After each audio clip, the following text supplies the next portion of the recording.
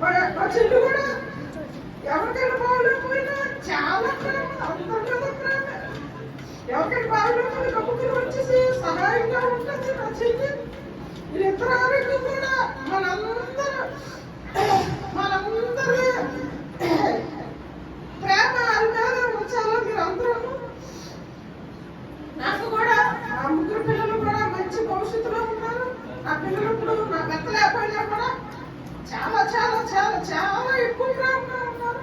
ఎంత బాగా చూసుకుంటున్నారంటే నేను ఊహించలేదు, వర్ణించలేదు. అవన్నీ దేవుడి చిత్తమే. నా ప్రార్థన వల్ల ఇవన్నీ. అందుకే ఇల్లు ముగ్గురు అల్లుళ్ళు, ముగ్గురు కూతుర్లు, ఇద్దరు మనవరాలు కూడా మా చెల్లి చూసింది. వాళ్ళందరినీ గొప్పగా దీవించిందని ఈ అన్ని సాక్ష్యాల ముందు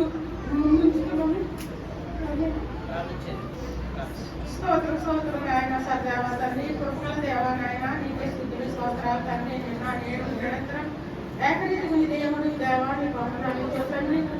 ఇక్కడికి అందరికీ నాయన క్షేమంగా ప్రయాణం అంతట్లో అందరికీ నువ్వు తోడుగా ఉన్నావు ప్రభా, నీకు వందనాలు తండ్రి. ఈ రోజు దినం అంతా తండ్రి నీ కృపాశ్యామలు ఉంచండి తండ్రి. ఇదిగో తండ్రి నాయన ఎండ కోసం అంతగా నేను అంతా బాధపడ్డాను ప్రభా తండ్రి. ఇంత మంచి నాయన, ఇంత మంచి వాతావరణం మంచిగా ఇచ్చాను తండ్రి. నీకు వేలాది వందనాలు తండ్రి. దేవాన్ని ఎంత గొప్ప దేవుడు తండ్రి. తండ్రి నేను ఇలా ప్రార్థన చేయగానే అన్ని ఇస్తున్నావు తండ్రి. నీకు వేలాది వందనాలు తండ్రి. దేవా ఇంకో ప్రభా నాయన ఈ సంఘం దీవించండి దేవా. సంఘంలో ఉన్న బిడ్డలందరినీ కూడా దీవించండి దేవా. ఎవరికైనా అనారోగ్యం ఏముందో తండ్రి దేవా, సమస్యలు బాధలు తండ్రి, అప్పులు ఏముందో తండ్రి అని తీర్చండి దేవా. స్తోత్రాలు తండ్రి. ఆ బాగుంటేనే తండ్రి దేవా. నా చెల్లి నా మధ్య కూడా తండ్రి దీవింపబడతారు ప్రభా. స్తోత్రాలు తండ్రి.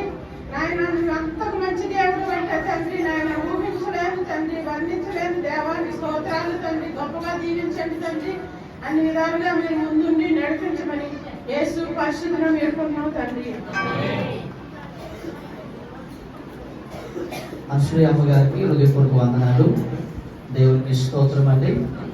ఈ సమయంలో దేవుని యొక్క వాక్యాన్ని మనం చదువుకుందాం. పరిశుద్ధ గ్రంథముల నుంచి 103వ కీర్తన 1 నుంచి 13 వచనాలు జాన్ గారు మనకి చదివి వినిపించాలని ప్రేమతో వారిని ఆహ్వానిస్తున్నాం.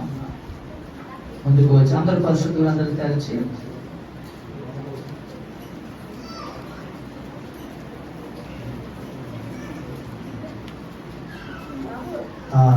దేవుని వాక్యం